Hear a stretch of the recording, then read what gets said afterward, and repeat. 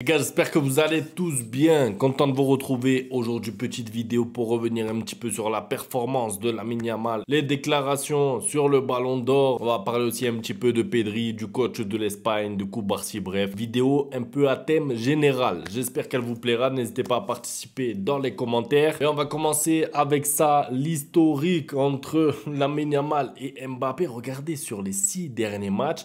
C'est 6 victoires pour Lamine Yamal, 6 buts, 2 passes décisives. C'est des statistiques incroyables. Ça veut dire que même à l'époque où Messi dominait Ronaldo, j'ai pas le souvenir d'une domination pareille. 6 matchs, 6 victoires de manière consécutive. Et encore, il y a une victoire de Mbappé contre Lamine Yamal. C'est quand Lamine Yamal sort en cours de match parce qu'Araujo prend un rouge, vous vous rappelez, Ligue des Champions.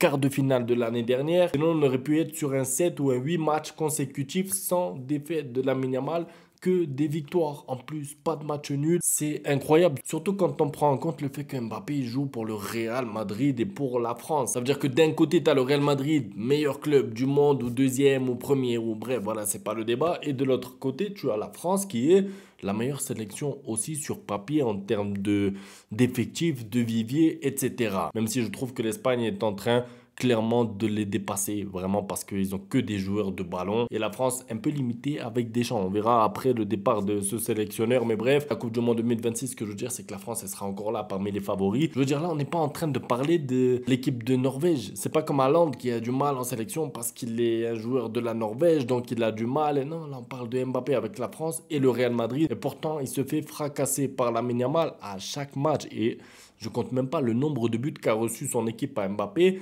4 buts lors du Classico, 5 buts par-ci, 4 buts par-là au retour, le 4-3. Là, c'est 5 buts encaissés. En fait, les équipes d'Mbappé prennent beaucoup de buts. Et d'ailleurs, regardez ça, j'ai trouvé que c'était pertinent. Mon équipe a pris une raclée, mais moi, j'ai mis mon penalty. La saison de Mbappé, c'est ça. Et je suis vraiment d'accord. Ça veut dire qu'en fait, tu as l'impression qu'Mbappé, et en tout cas les fans d'Mbappé, défendent un peu le joueur en fonction de s'il a fait une statistique ou deux ou pas. Ça veut dire qu'en fait, le match d'Mbappé n'est pas bon. Il n'est pas bon son match à Mbappé. Mais comme il a mis un penalty, c'est bon, ça passe. Et j'ai l'impression que ça a été ça toute la saison. C'est pour ça que je reviens sur ça. La propagande Ballon d'Or, j'ai pas compris. La propagande d'Mbappé, s'il rate tous ses matchs, s'il est moyen, s'il est mauvais, contre l'Atlético, aller, retour, contre Arsenal, aller, retour. Contre le Barça, il a marqué un triplé avec un but qui aurait dû être refusé, un penalty et un tapin. Et on a dit, ouais, c'est incroyable, triplé contre le Barça, il doit être Ballon d'Or. Je sais pas, moi, on regarde le contenu des matchs ou on regarde juste la fiche de stats à la fin. Parce que le match de Lamine Yamal est largement meilleur que celui d'Mbappé. Et pourtant, je sais qu'il y a des fans d'Mbappé qui essayent de défendre Mbappé en train de nous dire, oui, mais lui, il a marqué, il a fait une passe décisive, donc on peut rien lui dire. C'est ça le problème du foot de maintenant, c'est qu'on est aveuglé un peu par les individualités. Donc on est fan d'Mbappé, alors c'est pas grave, il a perdu, mais il a marqué. Le Classico, il a perdu, il est pas champion, mais c'est pas grave, il a mis un triplé. La Liga, il a été nul, c'est pas grave, il est pititi. La Ligue des Champions, il a été éliminé, c'est pas grave, il est soulier d'or. En fait, il y a toujours quelque chose avec Mbappé pour dire il est là, il est légitime à être top 3, top 2, voire même Ballon d'Or. Ça m'a fatigué. Vraiment, c'est quelque chose qui m'épuise avec ce joueur. C'est que les fans d'Mbappé ont du mal à reconnaître qu'il est pas au niveau. Voilà, tout simplement. En tout cas, dans les grosses affiches, pour moi, il a fait rêver personne cette année. C'est clairement pas la tête d'affiche du football actuel. Et c'est triste à dire parce que quand tu vois, il était là à la limite quand il y a eu Messi, Ronaldo qui sont partis de l'Europe. Finalement, le pauvre, il n'est même pas arrivé sur le trône que Lamine Yamal et Dembélé sont passés devant lui en termes de football. Le football, ça va vite. C'est Eto'o qui l'a dit. Et le football a changé. C'est Mbappé lui-même qui l'a dit. Je voulais parler un peu de Pedri aussi qui a dit l'entraîneur m'a demandé de changer de position pendant le match et cela a encore mieux fonctionné en fait. Je sais pas, j'ai du mal à comprendre ce coach parce que des fois j'ai l'impression qu'il connaît pas ses joueurs. Je me demande la vérité, hein, vraiment, je me le demande et j'en suis presque convaincu. Si vous et moi, on voit pas plus de matchs à l'année des joueurs espagnols que lui. J'ai l'impression qu'il regarde pas les matchs de Pedri parce que pour le placer à un endroit sur le terrain où on sait qu'il est pas très à l'aise, où on sait qu'il pèse moins, pour nous faire des changements bizarres en cours de match, non, parce qu'il y a autre chose aussi. Il y a Viviane qui rentre à la place de qui? De Cubarsí. Enfin, Cubarsí ne rentre pas. Je m'attendais à voir Cubarsí. Il y a eu Baldé qui n'a pas été convoqué. Bon, je me suis dit, c'est pas grave, ça fait du repos à Baldé. Inigo Martinez, pas convoqué. Je me dis, c'est pas grave. Mais au bout d'un moment, les changements de ce coach, bon là, j'ai parlé un peu de Pedri à la base, mais je m'attarde sur le coach de l'Espagne. Je ne le comprends pas parce que pendant l'Euro, déjà pendant l'Euro, rappelez-vous, il avait sorti, je crois, Nico Williams et Lamine Yamal. Il s'était mis en grand danger dans un match qu'il maîtrisait. Tout d'un coup, il a failli se faire éliminer à la fin du match. On avait dit, bon, heureusement, ils se sont qualifiés l'Espagne, mais attention, les changements, il doit prendre la prochaine fois.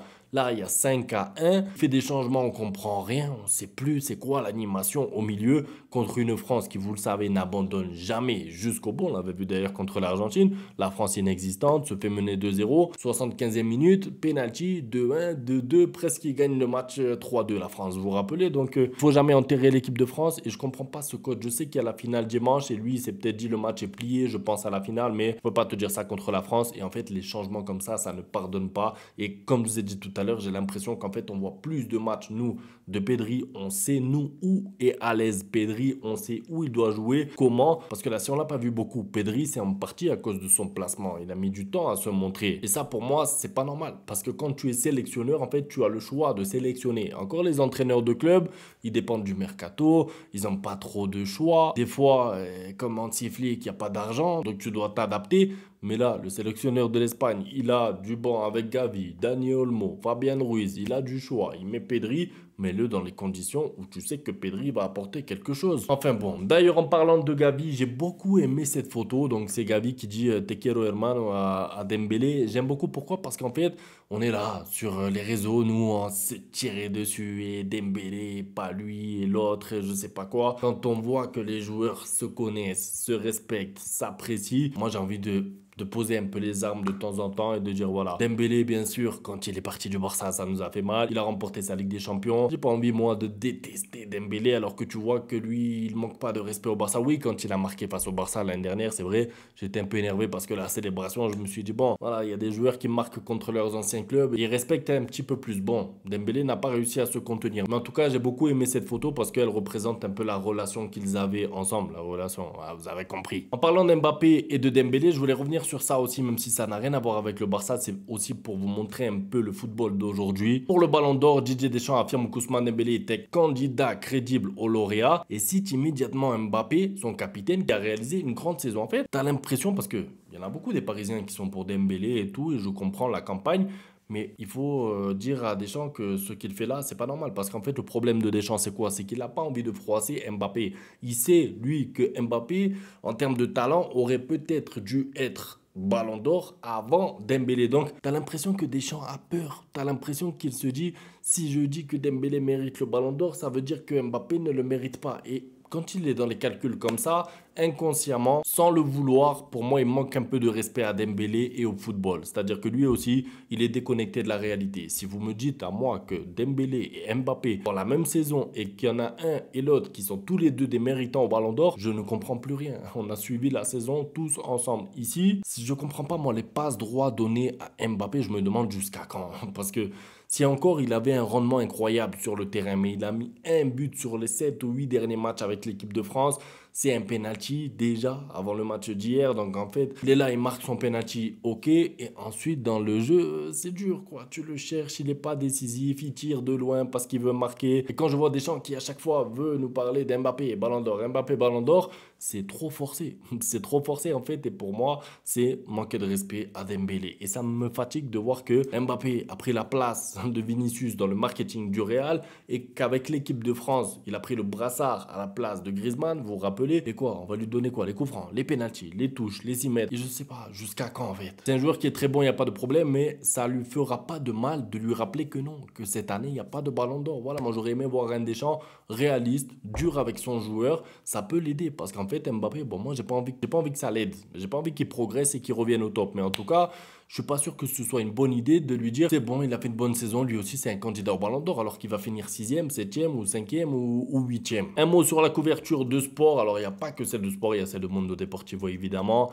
Mais en fait, regardez, il y a plein de jeux de mots avec le mot or bien sûr, donc la mine de oro, ça veut dire la mine en or. Et à la finale, donc l'Espagne qualifiée pour la finale. Pourquoi? Parce que bien sûr, là, tous les médias espagnols sont en mode propagande Ballon d'Or, bien sûr. Comme je vous ai dit, moi, je sais pas si c'est ce match-là qui doit décider du Ballon d'Or à venir. C'est la Ligue des Nations. Moi, en tout cas, personnellement, je vibre pas tant que ça devant cette compétition. Après, chacun vibre devant la compétition qu'il veut, je le sais, mais c'est la compétition la plus petite de la saison pour moi. Ça veut dire que la Supercoupe d'Espagne a largement, pour moi, plus d'enjeux, plus de prestige que cette Ligue des Nations. Après, on verra. Lamine Yamal, il peut la gagner, on sera content pour lui. Mais c'était pour vous montrer surtout, en fait, tout le monde. Parce que c'est pas que la presse espagnole. Schweinsteiger aussi, allemand, il y en a eu plein là ces derniers jours qui font des déclarations qui vont dans le sens de Lamine Yamal. Et surtout, je vois qu'il y en a très peu qui le font pour Dembélé, Ligue des Champions ou pas. Et pour moi, ça peut peser. Bien sûr, on suivra tout ça. Voilà, pour la vidéo, c'était pour revenir un petit peu sur tout ça. N'hésitez pas à participer dans les commentaires. On se retrouve demain pour la suite de l'actualité Barça. Ciao. Bang, bang, bang, bang, goodbye. Ustedes pueden aceptar mi negocio o aceptar las consecuencias. Plata o plomo.